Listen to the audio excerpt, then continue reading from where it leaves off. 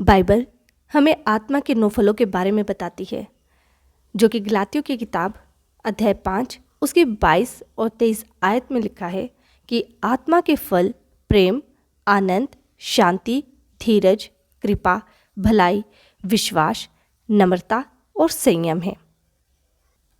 आत्मा के ये फल हमारे जीवन में तभी उत्पन्न होते हैं जब हम पवित्र आत्मा के अनुसार अपने जीवन को बिताते हैं।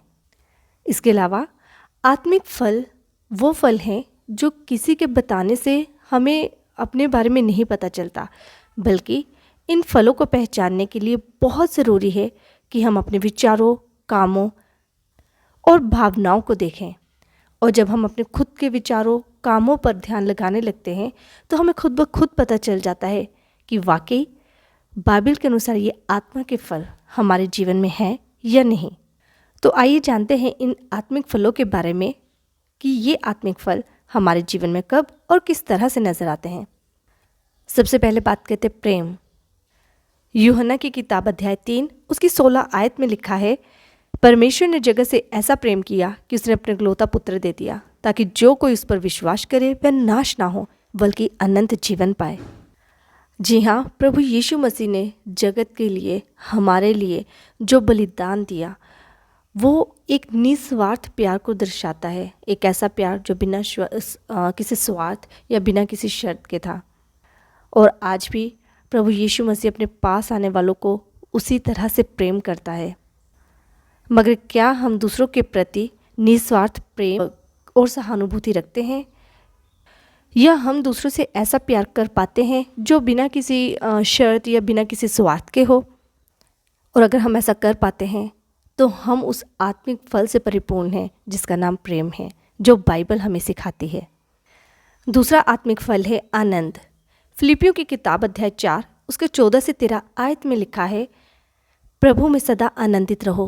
मैं फिर कहता हूँ, आनंदित रहो। तुम्हारी कोमलता सब मनुष्यों पर प्रकट हो। प्रभु निकट है।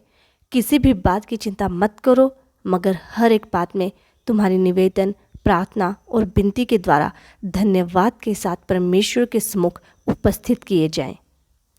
बाइबल हमें बताती है कि परमेश्वर में हमेशा आनंदित रहो। एक ऐसा आनंद जो हमारे अंदर से आता है, ना कि सांसारिक चीज़ों के द्वारा। एक ऐसा आनंद जो छोटी सी छोटी चीज़ों में भी हम खुशी को ढूंढते हैं या हर परिस्थिति में खुश रहने की कोशिश करते हैं। एक पल के लिए सोचें और देखें खुद के जीवन को। क्या आप एक ऐसे इंसान हैं जो हर परिस्थिति में सकारात्मक दृष्टिकोण रखते हैं, जो हर छोटी सी छोटी चीज़ में भी इस बात के लिए खुश या संतुष्ट रहते हैं कि परमेश्वर हमारे साथ है? इसलिए हमें दुखी या चिंता करने की ज़रूरत नहीं है। अगर ऐसा आनंद आपके जीवन के अंदर है तो हाँ, परमेश्वर की ओर से वो आनंद का प्रतिफल, वो आनंद का फल हमारे जीवन में है। अगला फल है शांति। बाइबल की किताब यूहन्ना 14 उसकी 27 आयत में लिखा है, मैं तुम्हें शांति दिए जाता हूँ, अपनी शांति मैं तुम्हें देता हूँ। जैसी दुनिया देती है वैसी मैं तुम्हें नहीं देता। तुम्हारा मन व्याकुल ना हो और ना डरे। इसके अलावा दूसरा थिस्सलुनीसियों की किताब उसके अध्याय 3 16 आयत में लिखा है, प्रभु जो शांति का सोता है आप ही तुम्हें हर समय और हर प्रकार से शांति दे। प्रभु तुम सबके साथ रहे। और फिलिपियों की किताब अध्याय 4 उसकी 7 आयत में लिखा है, परमेश्वर की शांति जो समझ से बिल्कुल परे है तुम्हारे हृदय और तुम्हारे विचारों को प्रभु यीशु मसीह में सुरक्षित रखेगी। बाइबल की किताब के तीनों वचन हमें शांति के बारे में बताते हैं। ऐसी शांति जो हमें संसार से नहीं मिलती, बल्कि ऐसी शांति जो परमेश्वर की ओर से हमारे मन के अंदर आती है। ऐसी शांति जो अपने साथ साथ हम आसपास के वातावरण को भी, आसपास के लोगों को, आसपास के माहौल में हम शांति अगर बनाने में सक्षम हैं तो ये फल, ये शांति का जो आत्मा का फल है वो हमारे पास है। जी हाँ, अगर हम क्रोध से, लड़ाइयों से, इन सब से दूर रहते हैं और हमेशा इस कोशिश में रहते हैं कि हम एक शांति भरा माहौल अपने आसपास बनाए रख सकते हैं, या अपने अंदर हम परमेश्वर की जब उस शांति को देखते हैं तो वो आत्मा के फल को भी हम पहचानते हैं। बाइबल हमें दूसरे एक और आत्मिक फल के बारे में बताती है, वो है धैर्य। याकूब की किताब अध्याय 1 उसकी 3 और 4 आयत में लिखा है, क्योंकि तुम ये जानते हो कि तुम्हारे विश्वास के परखे जाने से धीरज उत्पन्न होता है, और धीरज को अपना काम पूरा करने दो ताकि तुम सिद्ध और परिपूर्ण हो जाओ और तुम में किसी बात की घटी न रहे। ये भी हमें बताता है ये वचन कि धीरज रखना आध्यात्मिक विकास के लिए आवश्यक है और ये हमें परिपूर्ण बनाने में मदद करता है। अपने अंदर इस फल को पहचानने के लिए आप खुद के जीवन को देखें। क्या आप दूसरों की गलतियों और कमज़ोरियों को बर्दाश्त कर पाते हैं? और क्या अपने लक्ष्य की ओर बढ़ते हुए हर जो भी आप समस्या को अपने जीवन में देखते हैं, ये जो भी ऑब्स्टेकल्स, जो भी बाधाएं आपके जीवन में आती हैं या जिनसे होकर आप गुजरते हो, क्या उसमें आप धैर्यवंत रहते हो? क्या उसमें आप धैर्य बनाए रखते हैं? और अगर ऐसा है तो ये आत्मा का फल आपके जीवन में है। अगला आत्मिक फल है कृपा। 2 कुरिन्थियों की किताब अध्याय 12 उसकी 9 आयत में लिखा है, प्रभु यीशु कहते हैं, मेरी कृपा तेरे लिए पर्याप्त है, क्योंकि जब तू निर्बल होता है तभी मैं शक्तिशाली होता हूँ। ये वचन हमें बताता है कि परमेश्वर की कृपा हमें हमारी कमज़ोरियों में भी शक्ति प्रदान करती है। जी हाँ, परमेश्वर की कृपा हमारे लिए पर्याप्त है। परमेश्वर ने हमारे ऊपर इतनी कृपा की, और अगर हम भी दूसरों के साथ उतनी ही कृपा दयालुता के साथ अगर हम अपना व्यवहार करते हैं तो ये कृपा का फल हम अपने जीवन में देखते हैं। अगला आत्मिक फल है भलाई। रोमियो की किताब अध्याय 22 उसकी 21वीं आयत में लिखा है, बुराई से ना हारो मगर भलाई से बुराई को जीतो। ये वचन हमें सिखाता है कि बुराई का जवाब बुराई से नहीं बल्कि भलाई से देना चाहिए। नीति वचन की किताब अध्याय 3 और उसकी 27 आयत में भी लिखा है, जो लोग इसके योग्य हैं उनसे भलाई करने से मत रुको, यदि उनकी सहायता करना तुम्हारे बस में हो। बाइबल के ये वचन हमें बताते हैं कि हमसे जितना हो सके हमें दूसरों के लिए भलाई करते रहना चाहिए जब तक हो सके। जिस तरह यिर्मयाह की किताब अध्याय 29 उसकी 11 आयत में लिखा है, क्योंकि यहोवा की ये बानी है कि जो कल्पनाएं मैं तुम्हारे विषय में करता हूँ उन्हें मैं जानता हूँ, वह हानि की नहीं बल्कि कुशल की ही है, और अंत में तुम्हारी आशा पूरी होगी। ये वचन हमें बताता है कि भलाई एक ऐसा परमेश्वर का एक महत्वपूर्ण गुण है, और हमें दूसरों के साथ उसी तरह भलाई करनी चाहिए जिस तरह परमेश्वर हमारे साथ करता है। और जब हम ऐसा करते हैं तब हम परमेश्वर के वचन को अपने जीवन में पूरा करते हैं, और परमेश्वर की आत्मा का ये फल हम अपने जीवन में पाते हैं। अगला आत्मिक फल है विश्वास।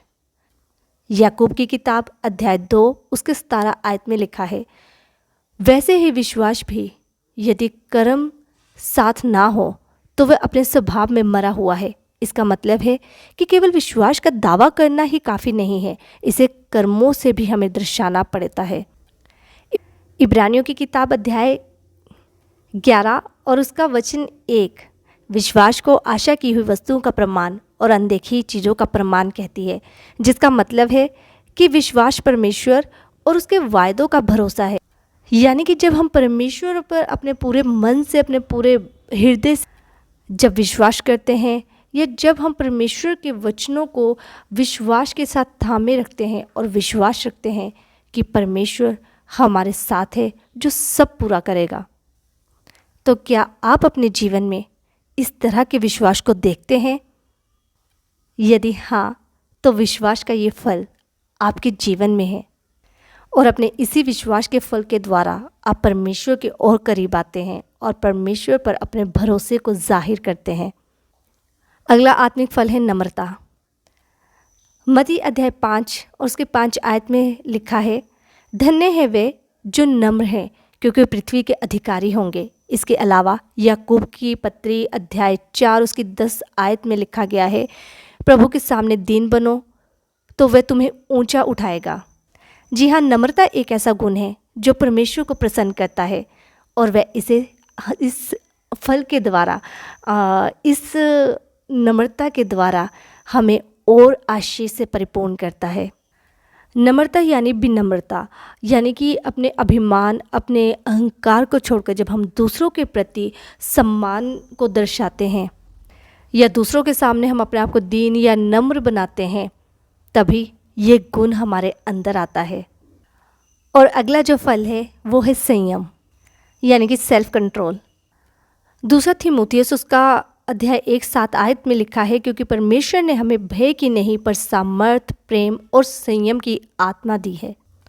और लूका की किताब उसका अध्याय 21 और 34 में लिखा है, अपने विषय में चौकस रहो, कहीं ऐसा ना हो कि तुम्हारा मन खुमार और मतवालेपन और इस जीवन की चिंताओं से सुस्त हो जाए और वह दिन तुम पर फंदे की नाई आ पड़े।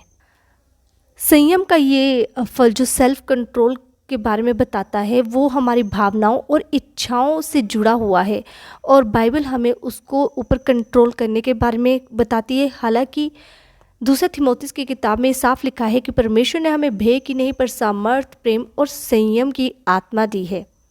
तो जब हम अपने ऊपर ध्यान करते हैं और अपने जीवन को जब हम देखते हैं कि यह सचमुच हमारे अंदर संयम की आत्मा है, क्या हम उन चीज़ों पर कंट्रोल कर पाते हैं जो ज़रूरी नहीं है, जिसके बारे में मत्ती में भी लिखा हुआ है। और अगर हम ऐसा कर पाते हैं तो ये आत्मिक फल हमारे अंदर है। तो दोस्तों, बाइबल में जितने भी ये 9 आत्मिक फलों की बात की गई है, ये हमारे जीवन में एकदम से नहीं आते, मगर जब हम परमेश्वर के साथ एक मजबूत रिश्ते को बनाते हैं, जब हम प्रार्थना लेकर परमेश्वर के पास अपने कमज़ोरियों के साथ जाते हैं, जब हम परमेश्वर से अपनी कमज़ोरियों के बारे में बताते हैं, तो परमेश्वर हमें वो संयम, वो सामर्थ्य की आत्मा हमारे जीवन में ज़रूर देता है, जिसके द्वारा हम ये फल अपने जीवन में ला पाते हैं। परमेश्वर इन वचनों के द्वारा आपको आशीष दे और बहुतायत से आप इन फलों को अपने जीवन में देखें।